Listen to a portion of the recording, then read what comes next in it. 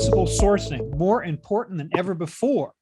I'm talking today to Mike Landry. He is Senior Vice President and Global Leader for the Supply Chain Service line of Genpact. Hello, Mike. Hi, Bob. Good to see you today. Yeah, thank you very much for being with me today. We talk about responsible sourcing. What is your definition of that term? Well, if you think about sourcing from the perspective of the supply chain, you start with the customer. So any kind of sourcing decisions has to have the customer in mind. And today, you can see with empty shelves leading up to the holiday season, we're going to see more of that. There's a lot of responsibility to service those customers, particularly in areas like pharma and grocery and staples of life. So starts there, but also the shareholders in terms of resilient and a good supply chain.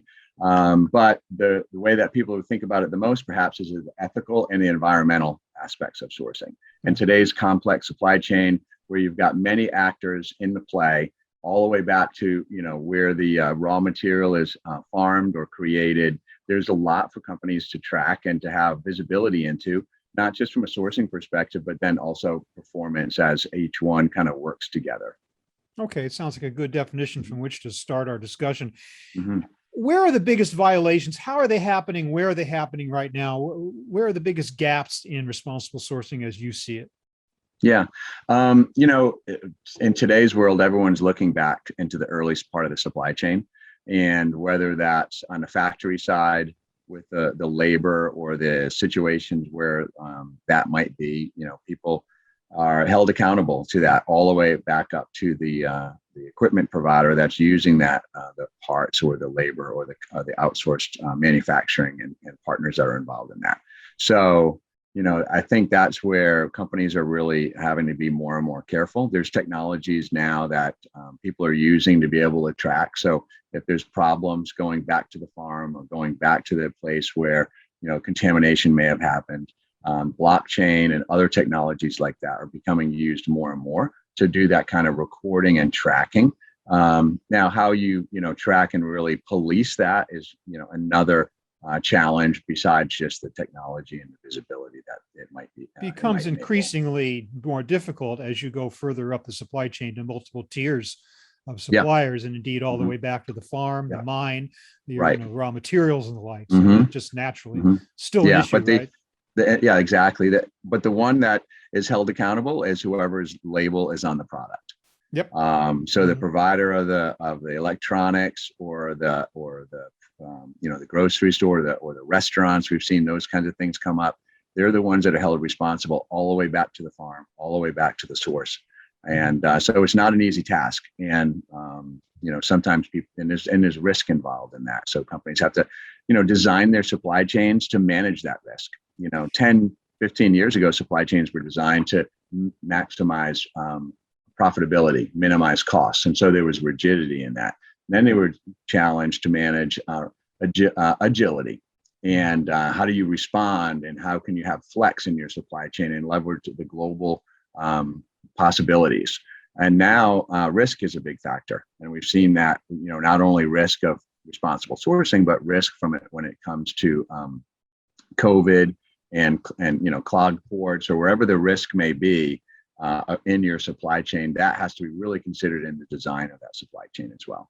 But during the pandemic, when for many companies it was just a question of mere survival and just getting product to market in any way, shape, or form they could, is there a degree to which some companies took their eye off the ball when it came to ESG or environmental and social governance behavior? Yeah. You can see it was a scramble. It still is. And next year is going to be a scramble too.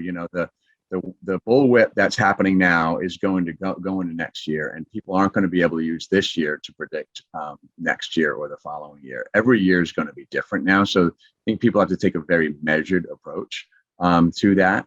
But so it'll be a challenge that ultimately when people start to respond and react, they don't do it in the most optimal way.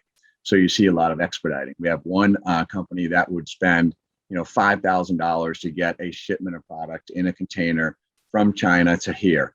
Now they're spending $150,000 to get that same product from China to here on a plane in order to have it ready for the holiday season. So that has a bigger impact on the environment. has a bigger impact on the shareholders. Ultimately, the price is going to have to go up, and so the customers will pay for that expediting. So when you have to react that way with an urgent approach, lots of times there's waste that's involved in that reaction, and that's a good example.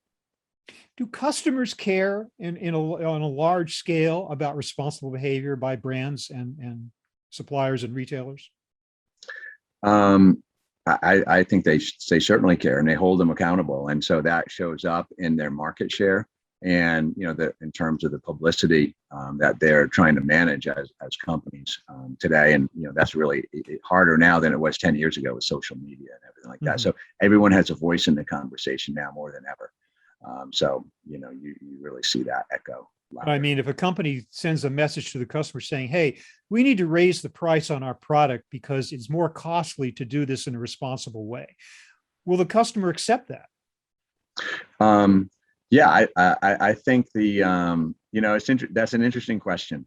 I think the customers on the surface will accept that, but will they pay more is the question in that acceptance. And in today's world, I think there's a lot of rhetoric around where things are sourced and how they're made. But at the end of the day, will they pay more in order to, drive the value they see in the environment or the ethics of the supply chain? Because sometimes those things will cost. There's that book, Good to Great, where it says the genius of the and, the tyranny of the or versus the genius of the and. So hopefully there's still a possibility to get and, to do it without raising costs. But you would expect there to be a price to pay in some of those trade-offs. You alluded at the beginning of our conversation to certain tools and technology that are out there to aid these efforts.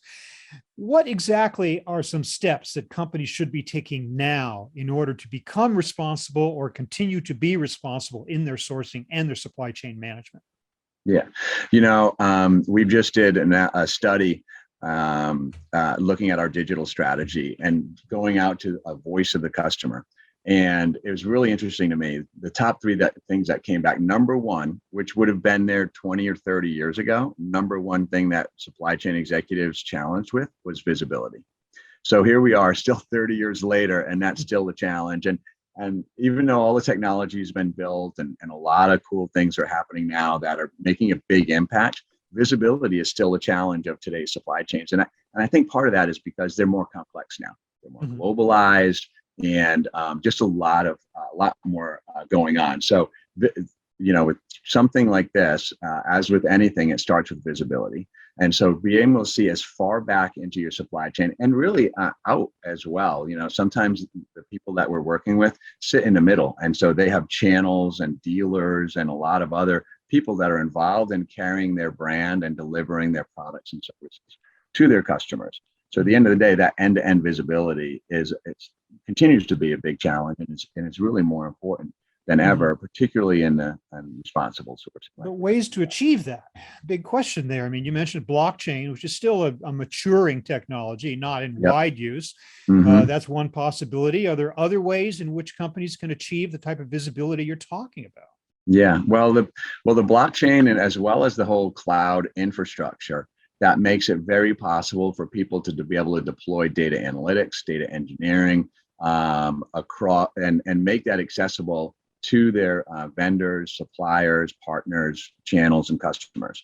So, and do it in an affordable way and a scalable way from a cost perspective, as well as a roadmap or transformation perspective as well. So the big cloud providers have a library of tools, as well as just the infrastructure for companies to kind of take and make that journey, because it's not going to happen overnight. It's going to be a progression. Also, part of the discussion these days is the issue of diversity and inclusion. To what extent can that be incorporated into responsible supply chain practice as well right now? I mean, there's so many things we have to be thinking about. Can that also be part of the mix, or should it be, and how can it be made part of the mix?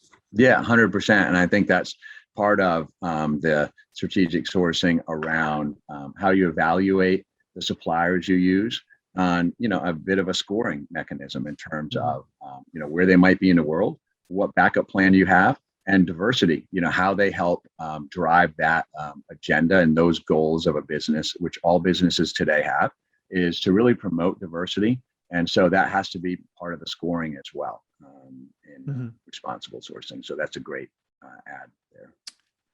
Hey, Mike Landry of Genpact, I want to thank you so much for helping us to understand this concept of responsible sourcing and why it's so important now more than ever before, and how companies can move in that direction in their supply chains.